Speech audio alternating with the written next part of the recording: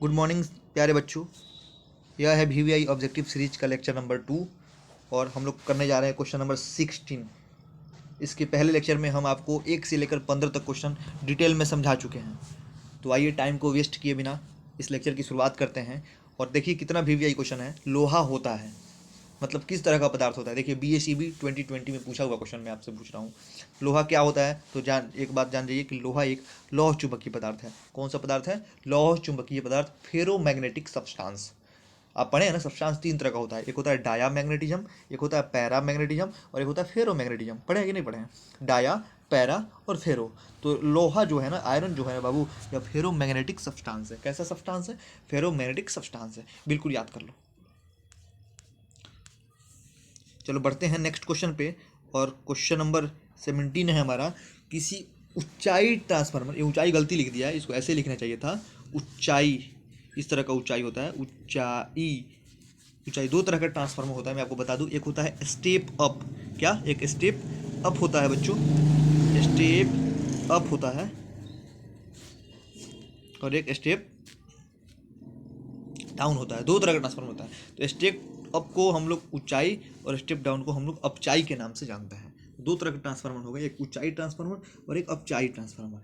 ठीक है। इसमें कह रहा है प्राथमिक और द्वितीय कुंडली में तार के फेरों की संख्या N1 तथा N2 है, तो फिर क्या रिलेशन होगा? मतलब अगर ऊंचाई में दो तरह की कुंडलियाँ होती है ना, एक प्राथमिक एक द्वितीयक, तो प्राथमिक N1 है और द्वितीयक हमारा N2 है, तो इसमें कौन सा सही होगा? तो इसका हो जाएगा ना N1 is less than N2।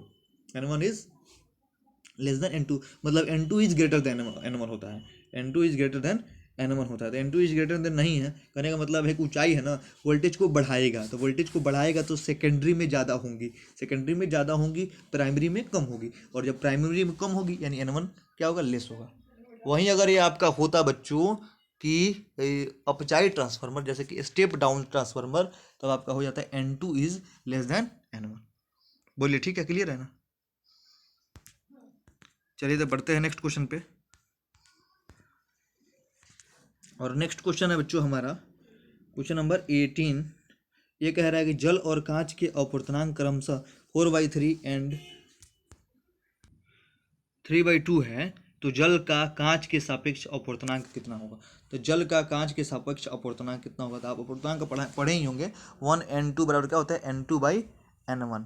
मतलब पहले माध्यम के रिस्पेक्ट में दूसरे माध्यम का रेफ्रेक्टिव इंडेक्स, ये बराबर होता है दूसरे माध्यम का रेफ्रेक्टिव इंडेक्स बाई पहले माध्यम का रेफ्रेक्टिव इंडेक्स। यही इसका फार्मूला है। तो जल के सापेक्ष, जल का कांच के सापेक्ष अपूर्णांक, यानी कांच के सापेक्ष जल का अपूर्णांक पूछ रहा है, तो क्या हो जाएगा आपका? जल का अपूर्णांक बट्टे कांच का अपूर्णांक। तो जल का अपूर्णांक यानी 4/3 और बट्टे कांच का अपूर्णांक यानी कि 3/2। ये 2 ऊपर जाएगा, 4×2 = 8 हो जाएगा और 3×3 = 9 हो जाएगा। यानी इसका आंसर हो जाएगा बच्चों 8/9। क्या हो जाएगा? 8/9। ऑप्शन नंबर डी करेक्ट हो जाएगा। देख रहे हैं? 8/9, ऑप्शन नंबर डी करेक्ट हो जाएगा। क्लियर है? चलिए नेक्स्ट क्वेश्चन करते हैं। याद रखिए कभी भी 1 and 2, अच्छा 1 and 2 मैं हटा देता हूँ। जल और कांच, तो देखिए कांच के सापेक्ष में बोला है ना, तो कांच के मैंने ग्लास के रिस्पेक्ट में वाटर का, तो क्या हो जाएगा? NW/NG, NW/NG, यही इसका फार्मूला है। चलिए तो नेक्स्ट क्वेश्चन पढ़ते हैं। क्वेश्चन नंबर 19 है हमारा। लेंस की फोकस दूरी 20 सेंटीमीटर। Very good. क्षमता पूछ रहा है, आपको पता होना चाहिए। B = 1/F, B = 1/F, और F should be in metre, F metre में होना चाहिए। F20 में है तो सबसे पहले इसको मीटर में कन्वर्ट कर लीजिए। ठीक है। और उसके बाद से जैसे जैसे 20 सेंटीमीटर है ना, तो मीटर में कैसे कन्वर्ट कीजिए? 20/100 कर लीजिएगा। तो क्या हो जाएगा हमारे तुरंत यहाँ पे? 2 × 2 = 5, 1/5 आ जाएगा। 1/5 आया। तो फिर पावर बराबर क्या होता है? 1/F, 1/F तुरंत लिखिएगा। सॉरी, 1/F होता है ना, ध्यान देना। तो तुरंत लिखे हुए 1/1/5, ये 5 ऊपर चला जाएगा, 5 डायोप्टर आंसर हो जाएगा। कितना होगा? 5 डायोप्टर हो जाएगा। कुछ नहीं करना है, पावर = 1/F का फॉर्मूला लगाना है, फोकस को मीटर में कन्वर्ट करना है, सॉल्व कर लेना है, आंसर आ जाएगा। कोई दिक्कत? तो इसका आंसर हो जाएगा बच्चों 5 डायोप्टर हो जाएगा, 5 डायोप्टर। चलिए then we proceed to the next question, question number 20, with a very important question for your examination point of view। एक सरल सूक्ष्मदर्शी से बना हुआ प्रतिबिंब होता है बाबू। सिंपल माइक्रोस्कोप आप लोग पढ़े ही होंगे। ऐसा किस तरह का इमेज बनाता है? तो आप जान लें, काल्पनिक और सीधा बनाता है। काल्पनिक और बिल्कुल सीधा बनाता है। देखिए कितना VVI क्वेश्चन है। क्वेश्चन नंबर 21 है, नैंड गेट के लिए बुलियन व्यंजक है, ठीक है ना, बुलियन व्यंजक का मान आपसे पूछ रहा है एन एंड गेट का। तो सीधी सी बात है, आपका 21 का हो जाएगा। देखिए एंड गेट का होता है, एंड गेट का ए डॉट बी बराबर वाई, ए डॉट बी बराबर वाई, तो नैंड गेट का हो जाएगा ए डॉट बी नॉट बराबर वाई, यानी कि ऑप्शन नंबर सी हो जाएगा। Option number C will be the correct answer for this question.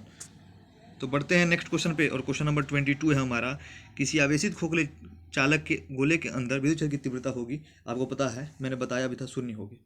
Previous lecture में मैंने इस बात को बताया था, बिल्कुल शून्य होगी। बढ़ते हैं नेक्स्ट क्वेश्चन पे, 23 नंबर करा, ए तथा बी के बीच समतुल्य धारिता होगी।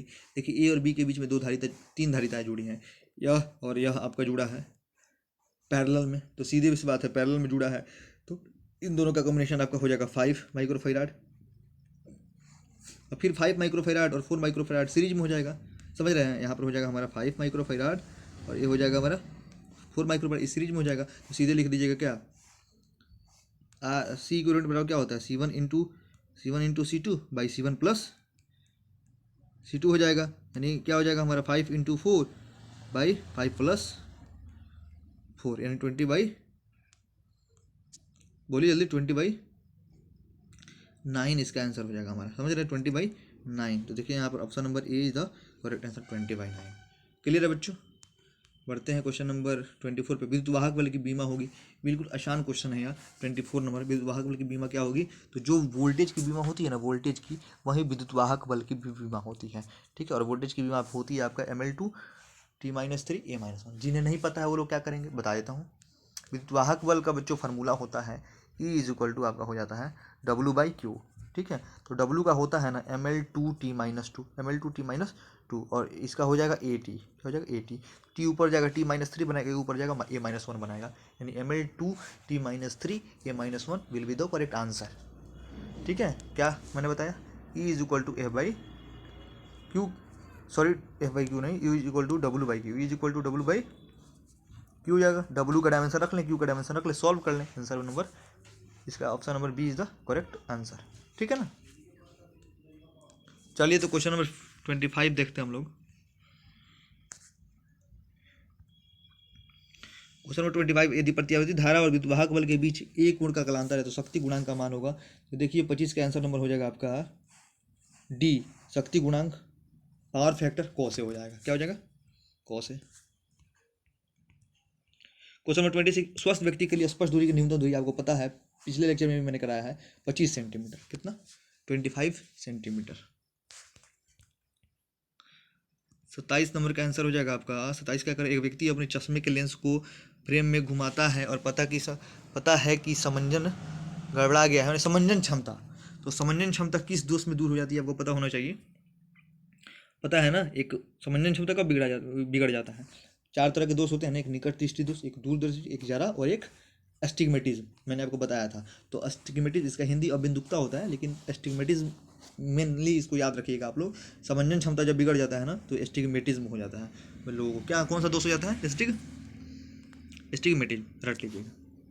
और जरा दृष्टि, ये तो बुढ़ापे की दोष है, ना निकट का दिखाई देता है ना दूर का, और दूर दृष्टि जिसमें दूर दिखाई देता है निकट नहीं, और निकट में निकट दिखाई देता है दूर नहीं।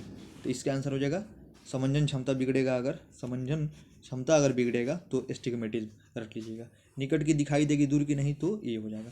अब एक चीज़ और, अगर निकट दृष्टि दोष होगा, इसको दूर करना है तो अवतल लेंस यूज करते हैं। कौन सा लेंस, अवतल लेंस। दूर दृष्टि दोष को दूर करना है तो उत्तल लेंस, कौन सा लेंस, उत्तल लेंस का यूज करते हैं। और जरा दृष्टि दोष के लिए द्विफोकसीय लेंस, मैंने बाईफोकल लेंस, कौन सा लेंस, द्विफोकसीय लेंस, बाई फोकल लेंस। देखिए मैं जल्दी इसलिए बता रहा हूँ कि ऑब्जेक्टिव है, फटाफट कीजिए, समय कम है, 1 फरवरी से आपका एग्जाम होने वाला है, ठीक है। बिल्कुल फास्ट पढ़िए, फ्लुएंट पढ़िए, एक एक टॉपिक में क्लियर करता जा रहा हूँ, ठीक है ना। टाइम वेस्ट करना मैं नहीं चाह रहा हूँ, कोई भी कुछ नहीं बोलूँगा आज मैं, कुछ सब्सक्राइब करने के लिए नहीं बोलूँगा, आप लोग की मर्जी, आप लोग सब्सक्राइब कीजिए या फिर नहीं कीजिए, लेकिन आप लोग करेंगे जरूर, मुझे पता है, इसलिए कि ये वीडियो आपके लिए इंपॉर्टेंट होने वाला है। जो भी वीडियो डाल रहा हूँ मोस्ट VVI डाल रहा हूँ आप लोग के लिए, ठीक है ना। तो मैं जब आपके लिए इतना कर सकता हूँ तो आप भी मेरे लिए कुछ कर सकते हो, ठीक है ना। आपको ज़्यादा कुछ नहीं करना, बस सब्सक्राइब करना और लोगों के बीच क्या करना है, शेयर करना है, ठीक है ना। जो बच्चे वास्तव में एग्जाम में गुड मार्क्स लाना चाहते हैं उनको ये वीडियो जरूर शेयर कीजिए आप लोग। तो इसका हो जाएगा एस्टिग्मेटिज्म, ठीक है। अब आप कहिएगा सर एस्टिग्मेटिज्म हो जाए तो कैसे दूर करेंगे, तो मैं बताता हूँ। इसके लिए सिलिंड्रिकल लेंस का यूज करते हैं, मतलब कि बेलनाकार लेंस का यूज करते हैं, ठीक है ना। चलिए ठीक, क्वेश्चन नंबर हमारा नेक्स्ट है क्वेश्चन नंबर 28। जिस घटना से, क्वेश्चन नंबर 28 क्या है आपका, ध्यान दीजिएगा, बहुत वीवीआई क्वेश्चन है। जिस घटना से प्रकाश तरंगे, तिरंगे लिखा है, गलत लिखा है, तरंगे की प्रकृति निर्विवाद रूप से अनुप्रस्थ हो जाती है। बाबू ऐसे घटना को कहते हैं पोलराइजेशन। बड़े प्यार से समझा देता हूँ बाबू, ध्रुवण कहते हैं, ठीक है, जो कि लाइट का वेव नेचर को दिखाता है, ठीक है ना। मतलब कि लाइट जब एक ही दिशा में, मतलब लाइट की क्या होने लगे, कंपन एक ही दिशा में होने लगे, तो इसको हम लोग कहते हैं पोलराइज्ड लाइट। और ये पोलराइज्ड लाइट कैसे होता है, पोलराइजेशन की वजह से होता है, ठीक है। तो ये हो जाएगा क्वेश्चन नंबर 28। और क्वेश्चन नंबर 29 हमारा बहुत आसान क्वेश्चन है। जितने समय में किसी रेडियो एक्टिव पदार्थ की राशि अपने प्रारंभिक परिणाम की आधी हो जाती है, उसे कहते हैं अर्ध आयु काल, half life period, half life period. Clear है ना। ये रेडियो एक्टिव, ये मॉडर्न फिजिक्स का क्वेश्चन है, वीवीआई क्वेश्चन है, इसको आप लोग देख लेना छोटू। Question number 30 most VVI question, electrostatics का क्वेश्चन है। स्थिर विद्युत क्षेत्र होता है, क्वेश्चन नंबर 30 है, स्थिर विद्युत क्षेत्र होता है, मैं आपको बता दूं बिल्कुल संरक्षी होता है, यानी कंजर्वेटिव होता है। क्या होता है बाबू, कंजर्वेटिव होता है। कैसा होता है बच्चों, कंजर्वेटिव होता है। तो 30 क्वेश्चन हमने कर लिया ना। ये 30 इतने वीवीआई क्वेश्चन है ना कि यहाँ से 5 से 7 क्वेश्चन आपके एग्जाम में लड़ गए, समझिए, ठीक है। और भी आगे मैं वीडियो डालने वाला हूँ, ठीक है। आज की वीडियो में बस इतना ही। इनको ज़्यादा से ज़्यादा आप लोग बच्चों को भी शेयर कर लें और खुद इसको अच्छे तरीके से प्रैक्टिस कर लें, ठीक है। तो इसी पे आज इस लेक्चर को बंद करते हैं। Okay, all the best very very बच्चों, मिलते हैं नेक्स्ट वीडियो में।